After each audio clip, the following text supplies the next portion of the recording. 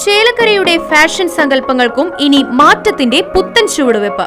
Dams hair and beauty salon. വിവിധ തരം ഫേഷ്യലുകൾ, ഹെയർ ട്രീറ്റ്മെന്റുകൾ, ബ്രൈഡൽ മേക്കപ്പ് തുടങ്ങിയ സേവനങ്ങൾ Dams hair and beauty salon ഒരുക്കിയിരിക്കുന്നു. സ്ത്രീകളുടെ സൗന്ദര്യ സംരക്ഷണത്തിന് ഇനി പുതിയ നിറം. ആഘോഷങ്ങൾ എന്തുമാവട്ടെ, ഇനി അണിഞ്ഞൊരുങ്ങാം ഡാംസ് ഹെയർ ആൻഡ് ബ്യൂട്ടി സലൂണിനൊപ്പം. Dams hair and beauty salon, Rajaprabha arcade, Chelakkara. Phone 9447593311.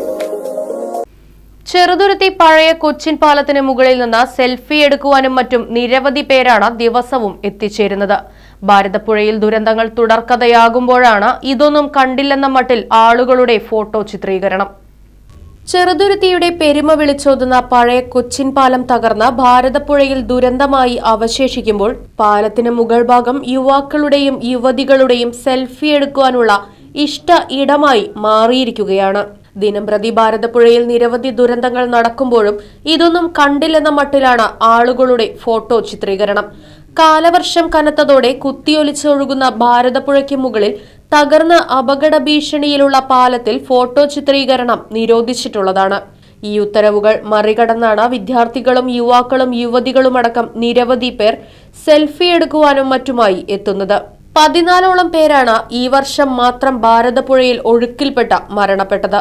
123 വർഷം മുൻപ് നിർമ്മിച്ച ചെറുതുരുത്തി പഴയ കൊച്ചിൻ പാലം പൊളിക്കാൻ സർക്കാർ മെയ് മാസത്തിൽ അനുമതി നൽകിയിരുന്നു. പരിസ്ഥിതി ആഘാത പഠന കമ്മിറ്റി നിർദ്ദേശിച്ച നിബന്ധനകൾക്ക് വിധേയമായാണ് പാലം പൊളിക്കുക. അപകട ഭീഷണിയിലായ പാലത്തിലൂടെയുള്ള ഗതാഗതം 2003 നിരോധിക്കുകയും പാലത്തിന്റെ ഇരുവശങ്ങളിലും സംരക്ഷണ ഭിത്തി കെട്ടി അടയ്ക്കുകയും ചെയ്തിരുന്നു. എന്നാൽ ഈ ഭിത്തി മറികടന്നാണ് ഇവർ ഫോട്ടോ, വീഡിയോ ചിത്രീകരണങ്ങൾക്കായി എത്തുന്നത്. 1902 പഴയ കൊച്ചിൻ പാലം ബ്രിട്ടീഷുകാർ നിർമ്മിച്ചത്.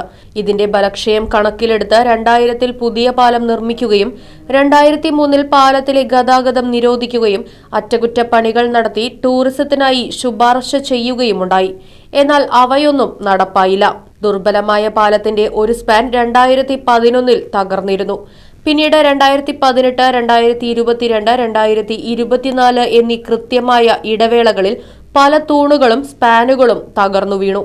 ഇപ്പോൾ പാലം പൊളിച്ചു നീക്കുന്നതിന് വേണ്ട നടപടിക്രമങ്ങൾ നടന്നുകൊണ്ടിരിക്കുകയാണ്.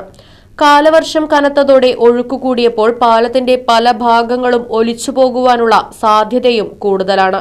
പാലത്തിന്റെ മുകളിലുള്ള ചിത്രീകരണങ്ങൾ പൂർണ്ണമായും നിരോധിച്ചതായും അതിക്രമിച്ച പാലത്തിന് മുകളിൽ കയറുന്നവർക്കെതിരെ കർശന നടപടി സ്വീകരിക്കുമെന്നും ചെറുതുരുത്തി പോലീസ് അറിയിച്ചു. Right vision news, Cheruthuruthy.